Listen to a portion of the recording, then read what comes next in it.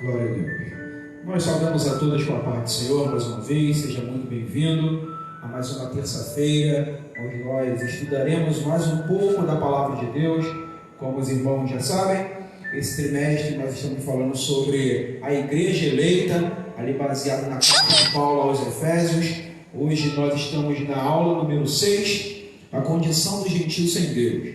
Então, antes de entrarmos propriamente dito na lição, nós iremos fazer uma oração. Ajunte aí na sua família, na sua casa, feche seus olhos conosco, clame ao Senhor, peça que Deus fale conosco essa noite e, se for possível, compartilhe com seus amigos, com seus parentes, para que juntos possamos mais uma vez aprender com o Senhor. Senhor Deus e Pai, nós louvamos e agradecemos o Teu nome, bendizemos, Tu és santo, Tu és bom, Tu és exaltado. A nossa vida te pertence e a Ti damos a glória e o louvor para todo sempre. Confessamos, Pai querido, diante de Ti os nossos pecados. Senhor, confessamos as nossas falhas, a nossa negligência. Senhor, muitas das vezes, Pai amado, agimos, Pai querido, não em conformidade com a Sua palavra. E nós queremos confessar, Pai, diante de Ti os nossos pecados, crendo que o Teu sangue nos purifica, que o Senhor nos justifica, Senhor, e que assim seja. Pai querido, em nome de Jesus, que a Tua presença se faça real em nosso meio, que a Tua graça venha nos ensinar essa noite. Pai querido, que a Sua misericórdia, Senhor, venha a ser estendida a cada família, em nome de Jesus, Senhor. Fique conosco essa noite e a Ti renderemos a graça para todos sempre. Amém e amém. Como nós falamos, nós estamos estudando a carta de Paulo aos Efésios.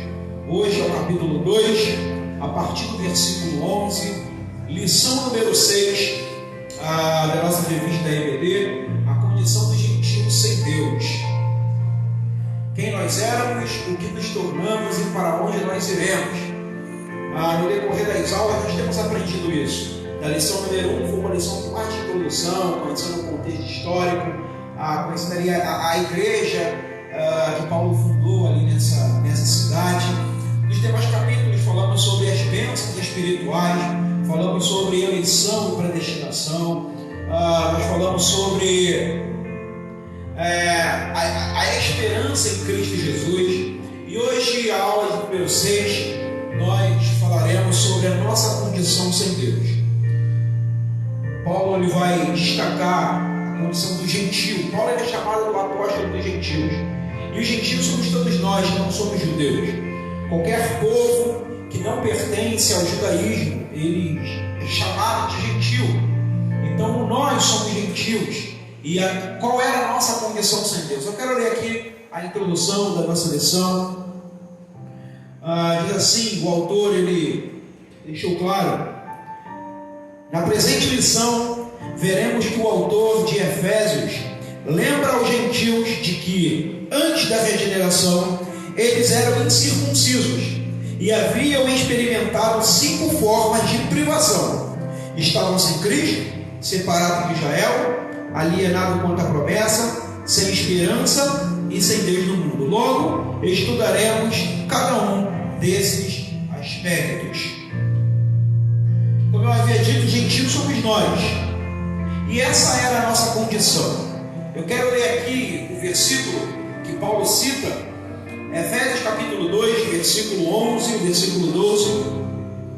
Portanto, lembrai-vos que vós, no outro tempo, erais gentios na carne e chamados incircuncisão pelos que na carne se chamam circuncisão, feito pela mão de homens, que naquele tempo estavais sem Cristo, separados da comunidade de Israel, estranhos aos concertos da promessa, não tendo esperança e sem Deus no mundo. Essa era a minha e a sua condição. Distante de Cristo, longe da promessa, éramos gentios. O convite, talvez, que eu quero destacar é essa recomendação de Paulo que ele diz: lembrai-vos. Se lembra, lembre, bote a mente para funcionar. Quem você era, onde você estava outrora, sem Cristo. E essa precisa ser a nossa reflexão, talvez em toda a aula. Quem nós éramos, o que temos sido e aquilo que nos tornaremos na glória. Alguém disse uma vez que eu não sou quem eu gostaria de ser e ainda não sou quem um dia eu irei ser, mas graças a Deus não sou mais quem eu era. E essa era a nossa condição sem Deus, mortos em delitos e pecados, como nós aprendemos na aula passada, distantes da promessa, distantes de Deus, sem esperança. Essa era a nossa condição. Passado nenhum se revive, nenhum. Mesmo aqueles gloriosos, passado nenhum se revive. Passado serve como referência, assim como o retrovisor, que é o menor dos espelhos que tem no carro, serve somente para dar uma base, serve como referência. Ninguém é guiado, ninguém se guia pelo retrovisor, mas o retrovisor precisa estar ali para nos dar uma referência. O nosso passado, mesmo glorioso, principalmente os tristes, eles precisam ser usados como referência. O Senhor disse para o seu povo, no livro de Ageu: considerai o vosso passado. Deus, Ele não deseja que revivemos o nosso passado, que a gente traga para o presente os erros do passado, as falhas ou os sucessos do passado.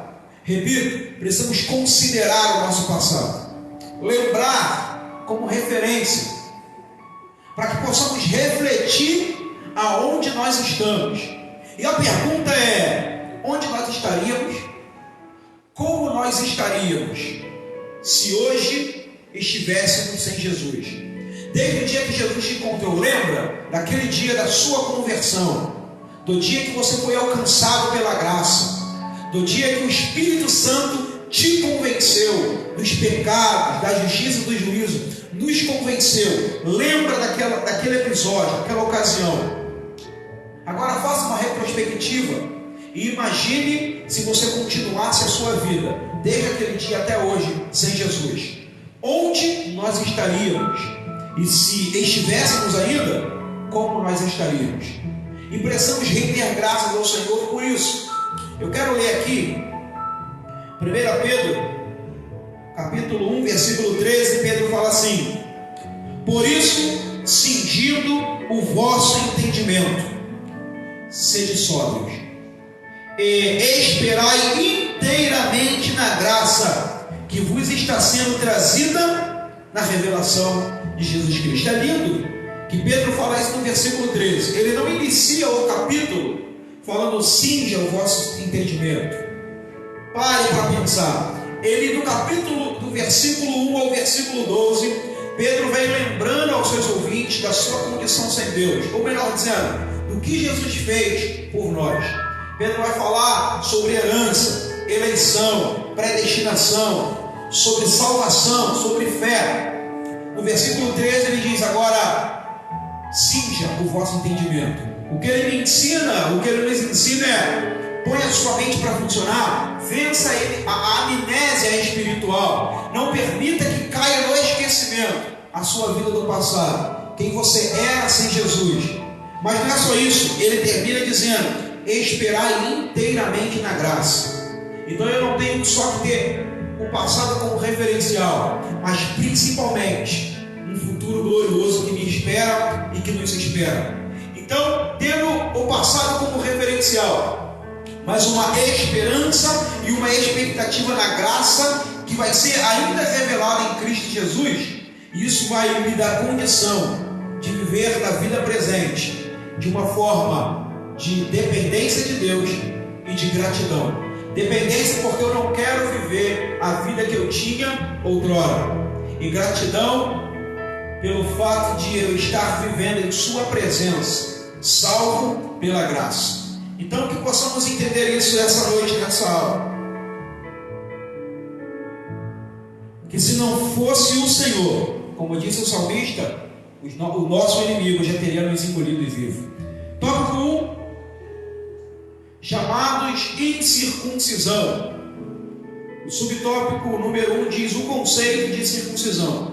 Circuncisão é a remoção cirúrgica do prepúcio do órgão sexual masculino. Era prescrito na lei como um sinal externo de quem pertencia ao povo da aliança com Deus. O procedimento era realizado no 8º dia de vida dos nascidos em Israel, ou estrangeiro comprado a dinheiro. Quem não era circuncidado era tido como incircunciso e, portanto, excluído da aliança. A circuncisão tornou-se um sinal que distinguia os judeus dos demais povos gentílicos. Então Deus escolhe para si um povo. Deus escolhe para si um povo e escolheu por graça.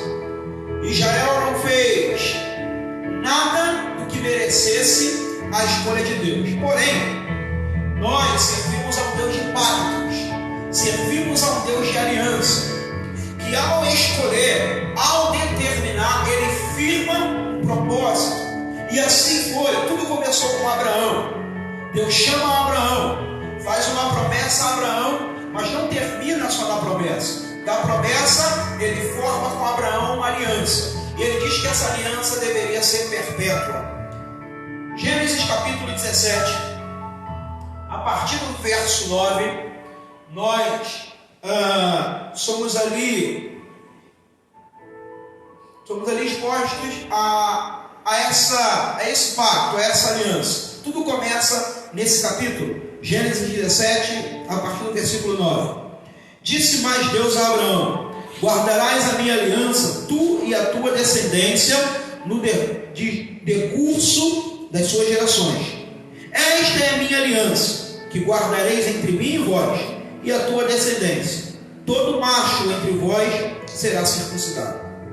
Circundareis a carne do vosso prepúcio. Será isso por sinal da aliança entre mim e vós. O que tem 8 dias será circuncidado entre vós. Todo macho nas vossas gerações, tanto escravo nascido em casa, como comprado como estrangeiro. Com efeito, será circuncidado nascido em tua casa, e o comprado por dinheiro. A minha aliança estará a vossa carne, e será aliança perpétua. O incircunciso que não for circuncidado na carne do prepúcio, essa vida será eliminada do seu povo. Quebrou a minha aliança. Então ali inicia a aliança não só de Abraão com Deus, mas de toda a sua descendência.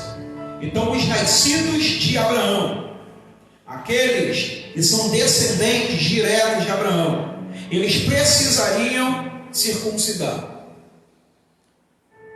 E o texto é claro ao nos dizer que aquele que não o fizesse, seria eliminado. E é interessante que o povo de Israel levou isso muito a sério, mas ninguém levou tão a sério quanto Deus. O próprio Moisés, que nós vamos ler mais à frente, quando ele não circuncidou o seu próprio filho, quase Deus o matou, porque Deus leva a sério as suas alianças. O pacto firmado com Deus, o Senhor leva a sério. É quando Paulo diz: ainda que sejamos infiéis, tu permanece fiel. O Senhor permanece fiel na aliança que Ele firma. Mas o que eu quero destacar é que levar em consideração a condição da época. Hoje essa cirurgia é fácil. Fazer esse procedimento cirúrgico, hoje não há dor. Mas na época, leve em consideração na época. Eu quero ler um texto, um versículo, só para a gente ter uma ideia. Êxodo capítulo 4, versículo 25, é o episódio que eu acabo de falar do filho de Moisés. Então Zípora tomou uma pedra aguda, cortou o prepúcio de seu filho, lançou aos pés de Moisés e disse: até aqui. Eu quero destacar é que foi com uma pedra, que ela fez aquela pedra de instrumento de corte, e cortou o prepúcio do seu filho. Lembrando que a recomendação de Deus era que depois de 8 dias de nascido, A Bíblia diz também no livro de Gênesis que um jovem de uma cidade chamada Siquém, ele meio que se apaixonou por Diná, uma filha de Jacó. Mas esse jovem ele a violentou pela sua paixão inflamada. Os filhos de Jacó, para se vingar, fingiu um pacto com aquele povo, e ele disse o seguinte: olha, não podemos nos aliançar com vocês, porque nós somos circuncisos e vocês incircuncisos. Para vocês fazerem parte da nossa família, para casar com a nossa irmã, só uma condição: que vocês se tornem circuncisos, que vocês sejam circuncidados. Isso está em Gênesis capítulo 34. Eu vou até abrir para a gente entender um pouco melhor.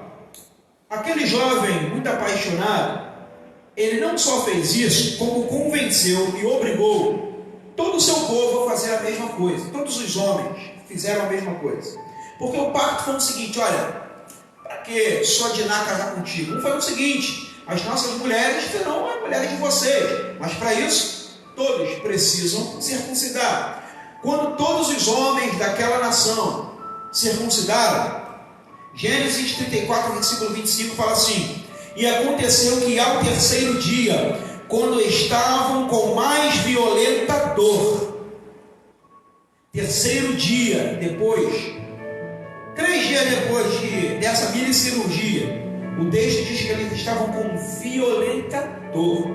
Eu quero dizer que o pacto com Deus, ele precisa nos custar. O pacto com Deus, ele custa, e custou um preço de sangue, como nós vamos ver mais à frente. Nós não precisamos fazer nada para ser salvo, a graça nos salvou. Mas nós, como nós aprendemos lá para a segunda ou terceira aula, nós não cremos que uma vez salvo, salvo para sempre. O que nós cremos é uma vez salvo, mantendo-se a salvo. E muitas das vezes precisa nos custar algo para nos manter a salvo. Há uma aliança firmada. A morte de Jesus nos reconciliou com Deus. E nós somos propriedade exclusiva de Deus. Temos uma aliança firmada com Deus. E a aliança firmada com Deus sempre nos custará algo. É lógico que o preço que iremos pagar na terra, talvez esse não seria o termo que eu queria usar, mas só para a gente entender melhor, talvez o preço que nós vamos pagar na terra não vai comprar nossa salvação. Não é disso que nós estamos falando. Mas como o apóstolo Paulo disse, aqueles que querem viver piedosamente na terra será perseguido. Se não me engano foi o apóstolo Pedro, perdão. Aquele que deseja viver piedosamente vai ser perseguido. Em alguns locais, o preço dessa aliança ainda é preço de sangue. Então que possamos entender isso, que hoje a nossa circuncisão é no coração. Tópico 2. O que significa, o significado religioso da circuncisão? O autor fala assim: seu significado religioso apontava para a santificação.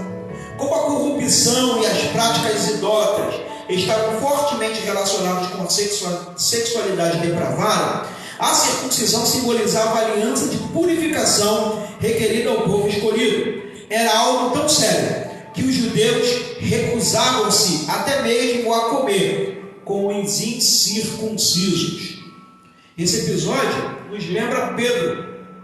Pedro arruma até uma confusão com Paulo, quando ele não quer comer, se alimentar com os gentios, porque a partilhar a refeição era sinal de comunhão, e Pedro era da circuncisão. Então havia ali até mesmo um tipo de racismo, vamos assim dizer. Mas alguns comentaristas sugerem que o toque religioso desse pacto com Deus estava para mostrar para o seu povo a santidade que ele requeria, porque as nações em volta, todas elas tinham algum tipo de prática sexual ilícita, principalmente prostituição. E o povo de Israel, o Senhor deixou claro: sede santo como eu sou santo. Então talvez ali alguns comentaristas sugerem que o nível, o principal grau ali de santidade estava na sua vida de relacionamento sexual. Então, para simbolizar a santidade, Deus ele exigiu a circuncisão. Mas no nosso caso, como nós falamos, a nossa circuncisão é no coração, como nós vamos ver no tópico seguinte.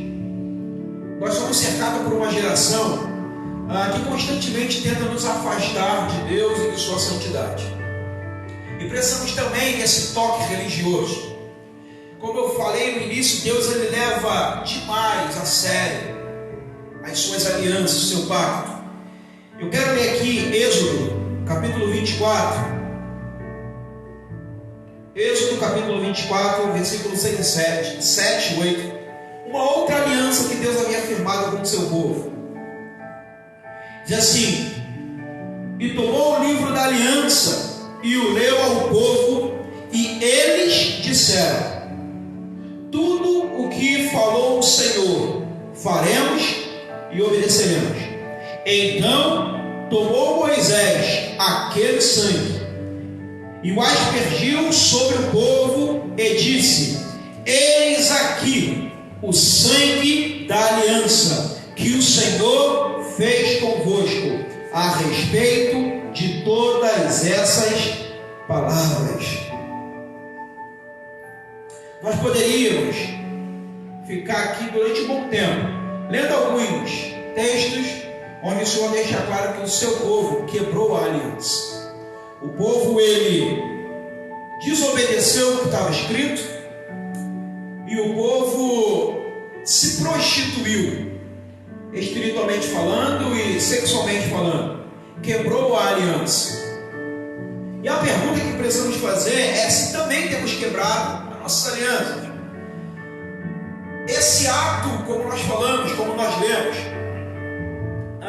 esse ato físico e externo, ele era um pacto de algo invisível e espiritual. Esse ato, repito, físico e externo, representava um compromisso espiritual e interno. E no nosso dia não é diferente. Nós temos, por exemplo, Santa Ceia. É uma ocasião simbólica, mas que tem ali o seu peso espiritual. O batismo nas águas também é um ato físico e externo, mas que acarreta consequências interna e espiritual. E se não levarmos a sério esses atos que talvez consideramos tão normais, tão corriqueiros, teremos problema. Steve Lawson, ele retrata a vida, no seu livro, retrata a vida de George Whitefield. E ele diz que na Inglaterra, no século XVII, as igrejas não estavam tendo zelo se os seus membros eram verdadeiramente convertidos, e com isso deixava qualquer um participar da mesa do Senhor. A igreja primitiva não deixava qualquer um ou de qualquer forma participar da mesa do Senhor. Ao se converter, ao receber Cristo como único e suficiente Salvador, tinha que deveria passar por um ato externo e simbólico, que era o batismo nas águas. E se a igreja primitiva não levasse a sério essa recomendação da nova aliança, a igreja verdadeiramente teria problemas. E talvez é um momento de reflexão para a igreja de hoje, porque talvez nós estamos banalizando aquilo que é externo e físico e esquecemos que tem um peso espiritual por detrás. E ao banalizarmos tudo isso, nós geramos um povo analfabeto bíblico, carente de Deus e levado por toda sorte de vento de doutrina. é porque nós estamos banalizando, como a igreja de Corinto, que tratava o momento da ceia como uma festa como as demais outras. Paulo ele deixa claro: se você está com fome, meu amigo, vá comer em casa, porque a ceia da igreja primitiva era uma janta, era uma refeição, e aquela igreja estava banalizando aquela aliança, aquele compromisso que era físico e externo, e esquecendo que tinha um peso espiritual. Como nós falamos, Moisés talvez esqueceu de circuncidar o filho, ou achou que não era necessário. Afinal, ele é Moisés. Afinal de contas, ele foi chamado e escolhido por Deus, ele era o líder. Talvez Moisés pensou: sem mim, como Deus vai levar esse povo? E banalizou essa aliança. E o texto diz que Deus quase o mata. Êxodo capítulo 4, versículo 24. Estando Moisés no caminho, numa estalagem, encontrou o Senhor e o quis matar. Aí o versículo 25 é o que lemos minutos atrás. Zípora pegou uma pedra porque ela entendeu que um pacto ali estava sendo quebrado. Deus leva a sério as nossas alianças. E talvez você firmou um compromisso com Deus. Um compromisso que você disse: Senhor, esse ano eu vou me doar mais. Esse ano serei mais crente, serei mais santo, serei mais compromissado. Aí talvez veio a quarentena, as igrejas estão de portas fechadas, mas deixa eu te lembrar, isso não impede de você levar a sério esse compromisso, essa aliança, esse pacto firmado. Eu quero repetir algo que eu tenho dito aqui: culto online não é entretenimento, é culto.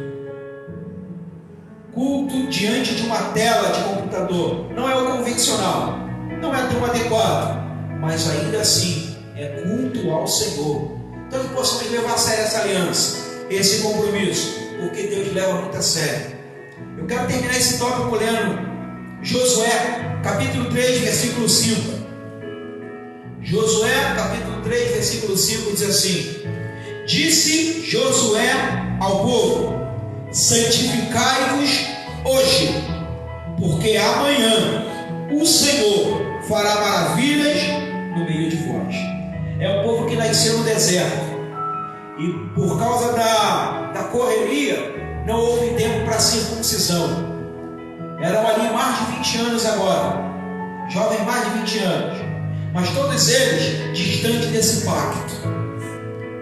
Antes de entrar na terra prometida, o Senhor: olha, você não vai receber aquilo que eu prometi com o pacto quebrado. É impossível você receber aquilo que eu prometi com uma aliança quebrada. Santificai-vos hoje, porque amanhã o Senhor fará maravilha no meio de vós. Talvez você está clamando a Deus por uma intervenção, mas você está afastado, você está desviado, está frio na fé, está fraco. Deus, por graça e misericórdia, pode te abençoar, porque é tudo por graça, tudo por graça. Ainda que a gente esteja bem, ainda assim é por graça. Porém, lembre-se que você tem um Deus que leva a sério as alianças firmadas com Ele. Santificai-vos hoje, renove a aliança e o pacto hoje, porque amanhã o Senhor fará maravilha no meio de vós.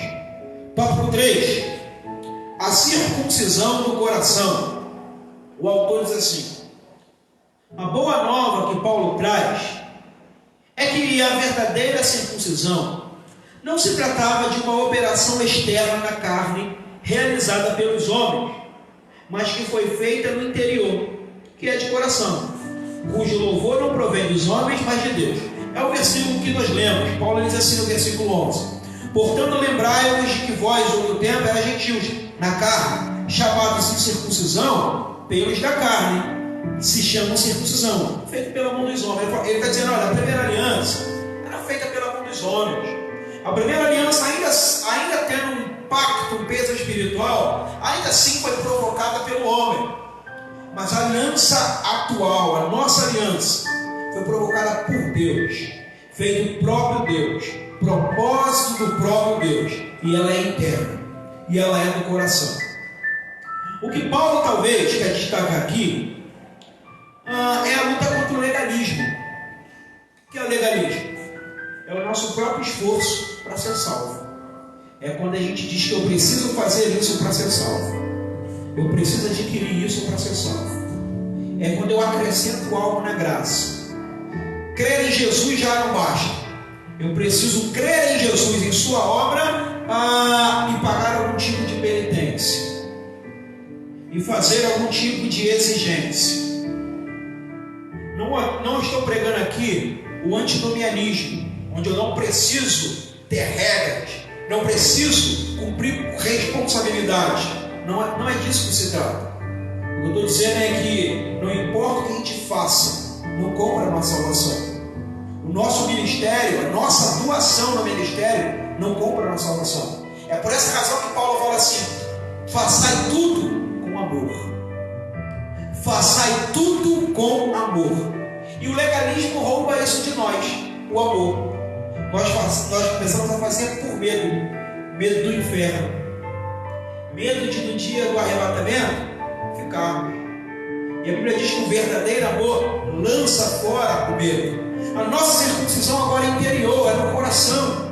Nós não precisamos ter nenhum esforço humano para ser salvo. Nós somos salvos pela graça em Cristo Jesus. Precisamos nos dedicar à obra. Irmão, a obra precisa arrancar de nós suor, quando não, nosso sangue. Mas lembrando que não vai ser essas coisas que nos levam à salvação. Eu quero repetir algo que eu tenho dito. Eu não faço para ser salvo, eu faço porque sou salvo. Não evangelizo para ser salvo, evangelizo porque sou salvo. Não vou me entregar na obra para ser salvo, me entrego porque sou salvo. Não vou me abdicar até de prazeres mundanos para ser salvo, vou me abdicar porque eu sou salvo. E como nós aprendemos na aula passada e também na outra, nós demonstramos essa salvação pela nossa conduta do dia a dia. A nossa conduta do dia a dia só revela que o nosso coração foi circuncidado. Sabe, muitos cristãos, lá para os primeiros séculos da igreja, muitos eles se enclausuraram, até mesmo em mosteiro, para procurar ter uma vida de santidade. Mas não é essa a recomendação bíblica. A recomendação é ir, vai, se infiltre no meio do mundo, mas ainda assim no meio desse mundo ser tu santo. Porque a santidade não tem a ver com geografia, mas com essência. Não é a nossa geografia, não é onde nós estamos que determina se somos santos, mas é a essência que carregamos. Há um grupo de rap cristão, Estratagema de Deus. Eles têm uma canção que o nome é A Graça da Garça, a arte de viver no meio da lama sem sujar as vestes. E se você observar uma garça, você vai ver sempre ela no meio de um rio, no meio da lama, porém branquinha. Que possamos ter a graça da garça, viver no meio de uma sociedade imunda, porém santos, vestes brancas, que em todo tempo sejam alvas nossas vestes e que jamais falte o óleo sobre a nossa cabeça, porque fomos circuncidados no coração. A primeira circuncisão física, para mostrar uma realidade exterior, mas a segunda aliança, circuncisão, foi interna, mostrando uma realidade espiritual. Então que possamos entender isso. Tópico 3: a circuncisão da nova aliança. A deliberação dos apóstolos sobre o assunto, sob a orientação do Espírito Santo, passou a enfatizar que na nova aliança a circuncisão somos nós que servimos a Deus no Espírito e nos gloriamos em Jesus Cristo e não confiamos na carne. A igreja de Cristo, principalmente Paulo, sofreu muito na mão dos judeus. Por quê? Os judeus, mesmo convertidos, eles acreditavam que você poderia crer em Cristo Jesus, mas desde que cumprisse a lei mosaica. Esses foram chamados de judaizantes. Então, eles se convertiam, ou às vezes nem se convertiam, mas chegavam na igreja trazendo a arruaça, dizendo para os novos crentes: olha, você quer Cristo Jesus, que ele é o Messias, amém, você pode crer, mas para ser salvo, você ainda precisa cumprir a lei mosaica, você precisa da circuncisão. E Paulo ele escreve a carta aos Gálatas num tom muito irado, porque os Gálatas eles estavam voltando para essa prática. É o que nós acabamos de falar, o legalismo é a graça e mais alguma outra coisa. É a graça e mais a circuncisão do coração, e vamos circuncidar mais alguma outra coisa, porque só a graça não basta. E Paulo ele teve muito problema com os judaizantes. Então nós podemos falar que o primeiro concílio da igreja foi ali em Atos 15, quando Paulo ele vai com Barnabé até Jerusalém e ele fala: estamos tendo um problema aí nas igrejas, porque a igreja está sendo fundada, Deus tem feito muito milagre no nosso meio, no meio dos gentios, mas os judeus estão trazendo um problema, dizendo que os cristãos precisam observar a lei de Moisés. Eu acho que não é assim. Houve ali um certo tipo de, entre aspas, confusão, discussão, até que Pedro ele toma a palavra e ele deixa claro: olha, Deus me colocou como cabeça e vocês sabem, e Deus ele mesmo me usou para os gentios, e o Espírito Santo alcançou, o Espírito Santo salvou aquela família, o Espírito Santo tem feito proeza no meio dos gentios. Então, judeu é judeu, gentil é gentil, judeu é judeu, cristão é cristão. E ali eles escreveram uma carta para Paulo voltar para as igrejas, dizendo: olha, vocês não precisam cumprir essas leis, vocês só precisam se abster da prostituição, de carne sacrificada a ídolos e outras coisas mais. Mas lei mosaica, vocês estão livres. E quando Paulo volta para a igreja com essas cartas, a Bíblia diz que o povo ficou alegre e em paz, porque o legalismo traz um peso e uma escravidão, mas a graça nos liberta para uma vida em Cristo Jesus. Então a nova aliança é em Cristo Jesus. Porém, a primeira aliança ela trouxe um pacto de sangue. Essa nova aliança também. Talvez os judeus estavam questionando porque estava sendo fácil demais receber Deus. Na visão dos judeus estava sendo fácil demais ser salvo. E talvez não estava admitindo isso, mas o que eles não davam conta é que de fato houve uma circuncisão que foi doída. Eu quero ler Colossenses capítulo 2. Colossenses capítulo 2, a partir do versículo 8. Colossenses capítulo 2, a partir do versículo 8.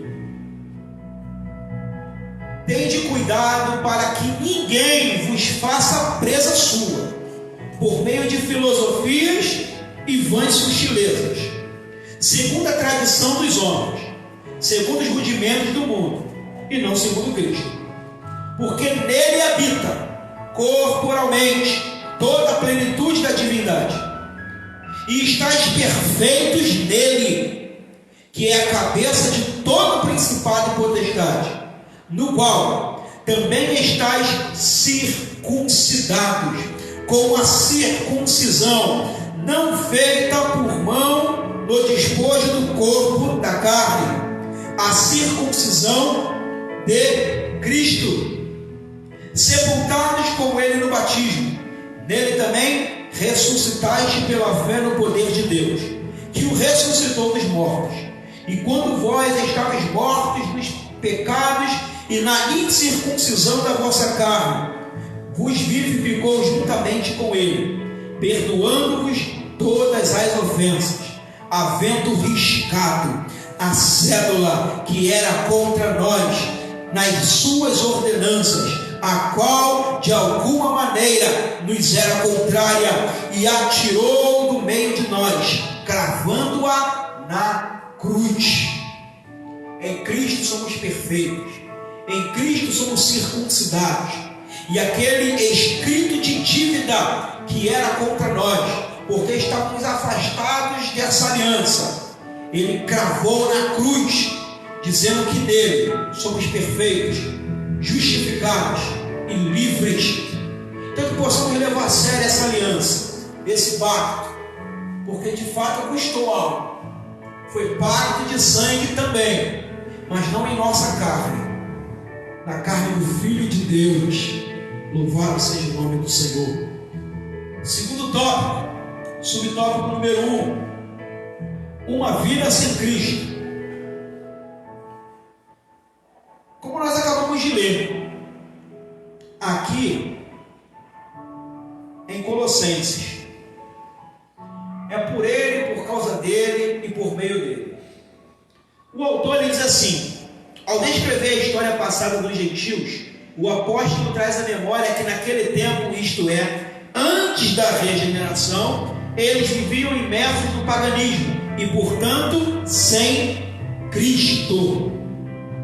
O que difere a nossa fé das demais? O que difere o cristianismo das demais religiões? Muitos vão argumentar, principalmente os adeptos do pluralismo, do ecumenismo, eles vão argumentar que toda religião basicamente fala a mesma coisa. No fundo, todas as religiões falam sobre paz, sobre cuidado, sobre misericórdia. Superficialmente, pode parecer que não tem nenhuma diferença, mas as diferenças são profundas. As diferenças do cristianismo para as demais religiões, elas são profundas e significativas. Por quê? Porque o que faz de nós singular, o que faz da nossa fé singular, diferente de todas as outras, é a figura histórica que está no seu centro. É a figura central da nossa fé. O que nos difere de todas as outras religiões é a figura central, básica, basilar, fundamental, que está no meio dela. É Jesus. Aleluia. Glória a Deus. O que nos difere de todas as outras religiões é a figura central que está em nosso meio, o Filho de Deus, o Deus Filho. Todas as outras religiões podem falar de amor, de paz, de justiça e até de misericórdia, mas só a fé cristã pode falar de graça. Maomé pode até ter em seus discursos algo de relevante, mas Maomé não pode dizer que morreu para me salvar. Buda pode até ter boa inspiração, boa motivação, mas Buda morreu e não ressuscitou. Confúcio pode ter boas ideias, mas continua morto. O que nos difere de todas as outras é por essa razão que nós não abrimos mão. Nós não aceitamos o pluralismo. Nós não aceitamos. Irmão, não dá certo essa questão de ecumenismo. Vamos ajuntar as grandes religiões. Não dá certo. Porque cada religião tem a sua doutrina básica de fé. E nenhuma delas está disposta a abrir mão de sua doutrina básica. E a nossa doutrina básica, o que nos mantém vivos, é que Deus se fez carne para morrer, para nos salvar, ressuscitou e nos prometeu um retorno para nos fazer por completo sua imagem e sua semelhança. Nenhuma outra religião tem essa proposta. É por essa razão que só Jesus pode reivindicar ser Ele a verdade. Porque há uma discrepância muito grande entre o discurso de Maomé, por exemplo, e a sua vida. Há uma discrepância muito grande entre os ensinos de Buda e o que ele fez, e todos os outros, Allan Kardec e todos os outros.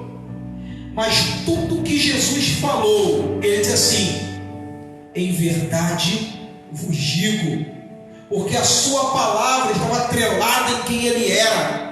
O verbo se fez carne, a verdade em pessoa se fez carne. É por essa razão que Jesus é o único que pode reivindicar ser a verdade. É por essa razão que a fé cristã, melhor dizendo, o evangelicalismo, ou em outro termo, o cristianismo evangélico, é o único que pode reivindicar o direito de ser a verdade. Porque não há uma discrepância entre o nosso Deus, o que ele disse e o que ele viveu. E sem Cristo, você pode ser muito bem religioso. Quer ver um exemplo? O budismo é um grande exemplo de uma religião sem Deus. Grande exemplo. Confesso, tem muito bom ensino, mas sem Cristo está morto em seus delitos e pecados, porque o ensino de Buda não salva de nenhum outro. A salvação é por meio de Cristo Jesus. Como nós acabamos de ler, eu quero reler esse texto, Colossenses 3, versículo 14. Louvado seja o nome do Senhor. Havendo riscado a cédula que era contra nós, nas suas ordenanças, a qual de alguma maneira nos era contrária, e atirou no meio de nós, cravando-a na cruz. Quando um criminoso ele era condenado, lá no primeiro século, havia lá uma papelada contra ele. Havia lá um escrito de dívida, é o termo que Paulo usa em outro texto. Havia um escrito de dívida, dizendo todos os seus delitos e a pena. E a Bíblia diz que o Senhor pegou esse escrito de dívida que era contra nós, e Ele cravou na cruz. Ele cravou na cruz dizendo: aqui vocês encontram liberdade. Então essa era a nossa condição. Essa era a nossa condição. Sem Cristo. E sem Cristo, meu amigo, você está morto em seus delitos e pecados. Eu quero terminar esse tópico lendo Isaías capítulo 42, versículo 1. Isaías 42, versículo 1. Eis aqui o meu servo, a quem sustenho, o meu escolhido, em quem a minha alma se compraz. Pus sobre ele meu espírito, e ele promulgará o direito para os gentios. Esse é Cristo Jesus, nos colocando na aliança que era para os judeus, nos adotando como filho. E ele, como diz o versículo, promulgará o direito para os gentios. Em Cristo Jesus somos salvos, por meio de Cristo Jesus. Tópico 3. Eu pulei aqui alguns tópicos porque era basicamente repetição de tópicos de aulas anteriores. Então eu quero pular aqui já para o final. Tópico 3, sem esperança, sem Deus. Sem esperança, sem Deus. Subtópico número 1, desprovidos de esperança. Então na lição 4, nós falamos muito sobre a esperança. Eu quero ler aqui somente um versículo que foi citado naquela aula. Romanos capítulo 5, versículo 1 e 2. Justificados, pois, mediante a fé, temos paz com Deus por meio de nosso Senhor Jesus Cristo, por intermédio de quem obtivemos igualmente acesso pela fé a esta graça no qual estamos firmes e gloriamos-nos na esperança da glória de Deus. Então é por meio de Jesus que temos esperança. Ao escrever para os Tessalonicenses, estavam muito preocupados por aqueles que morreram, porque Porque eles acreditavam que a volta de Jesus era para aqueles dias. Então, como eles não entendiam, eles achavam que aqueles que morreram antes da volta de Jesus morreram sem Cristo. E Paulo ali escreve para confortar, para consolar, dizendo: ó, esses que morreram em Cristo Jesus ressuscitarão primeiro, depois nós seremos arrebatados. Então Paulo começa a falar da volta de Jesus, da vida que teremos na glória. Aí Paulo termina dizendo, 1 Tessalonicenses capítulo 4, versículo 18: consolai-vos, pois, uns aos outros com essas palavras. Que palavra é essa? De esperança, que em Cristo Jesus fomos salvos, somos salvos e seremos salvos por meio de Cristo Jesus. E para terminar, o último tópico fala: sem Deus no mundo. Isso não significa que os gentios não criam em nenhum Deus, não. Aliás, eles eram politeístas, que acreditavam em dezenas de deuses. Mas quando diz sem Deus no mundo, é sem o verdadeiro Deus. O pastor Tim Keller, ou Timothy Keller, ele tem um livro chamado Falsos Deuses. E ali ele mostra como o nosso coração é propenso à idolatria. Talvez hoje nós pensamos que idólatra ou idolatria está diante de uma estátua de imagem, de um Deus de imagem, e reverenciar. Mas Keller, ele trabalha muito bem essa questão. Ele fala, por exemplo, que talvez hoje nós não sacrificamos uma criança a Moloque, mas quando um pai de família, ele pensa muito mais no trabalho e no dinheiro, a despeito de sua família, ele também está sacrificando uma criança ao seu Deus, ao seu ídolo, que é o dinheiro, que é a ganância. Ele diz que talvez hoje nenhuma menina, nenhuma mulher vai sacrificar Artemis, mas quando mulheres hoje sacrificam até mesmo às vezes sua reputação, por um status, por um like, por um compartilhamento, por estar na mídia, isso também é sacrifício a um Deus. Então, como disse Calvino, o coração do homem é uma fábrica de ídolos. E talvez, ainda cristãos, nós não temos adorado o verdadeiro Deus, estamos em falha com o primeiro mandamento. Muitas outras coisas têm roubado de nós. E eu te recomendo esse livro, Tim Keller, Falsos Deuses. E ali nós aprendemos como o nosso coração é propenso a pecar no primeiro mandamento. E às vezes até mesmo no nosso ministério, se torna um Deus. Aí sacrificamos no altar da vaidade a glória que é devida a Deus. Então que possamos entender isso, porque é perigoso viver sem Cristo no mundo e sem Deus no mundo. Que possamos lembrar que fomos alcançados por graça, éramos gentios, distante de Deus, sem Cristo, distante da promessa do pacto, mas em Cristo Jesus fomos reconciliados. Há uma herança em Deus para nós, que possamos ficar firmes nessa promessa, firmes na aliança, na nova aliança. Não nos custou o nosso sangue, não custou preço na nossa carne, mas no Filho de Deus e do sangue vertido na cruz do Calvário. Que essa aula possa ter te enriquecido como me enriqueceu, ter gerado uma gratidão ainda mais pelo Senhor, como gerou em meu coração. Que essa aula, que o Espírito Santo possa falar melhor ao seu coração, que possamos sim olhar para o nosso passado como referencial, olhar para o nosso futuro como esperança e viver no nosso presente de uma maneira dependente de Deus e gratos. Feche seus olhos.